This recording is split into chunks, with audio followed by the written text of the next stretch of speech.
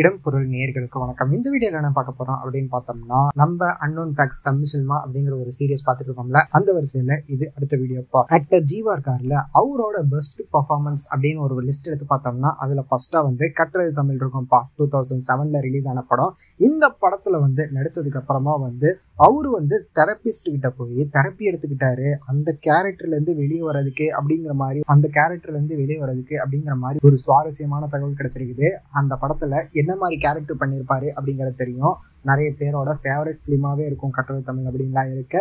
So இந்த படத்துல அவர் பண்ண கேரக்டர்ல மென்டலா ரொம்ப பாதிக்கப்பட்டிருக்காரு அப்படிங்கிற மாதிரியும், அதுல இருந்து வெளியே வரதுக்கு தெரபிஸ்ட் கிட்ட போய் வெளியே வந்திருக்கிறாரு அப்படிங்கிற மாதிரி சொல்லியிருக்கிறாங்க. ஸோ இந்த விஷயம் ரொம்பவே கேட்க சுவாரஸ்யமா இருந்தது. இந்த மாதிரி நம்ம நிறைய விஷயங்கள் பார்த்துருப்போம். இந்த மாதிரி உடல் வருத்தி நடிச்சதுல நிறைய பேர் பாதிக்கப்பட்டிருக்காங்க மென்டலாவும் அப்படின்லாம் இருக்கு. அட்டகத்தி தினேஷ் கூட குக்கு படத்துல நடிச்சதுக்கு அப்புறம் அவரோட சைட்டே கொஞ்சம் மாறி இருக்கு அப்படிங்கிற மாதிரிலாம் சொல்லியிருக்கிறாங்க.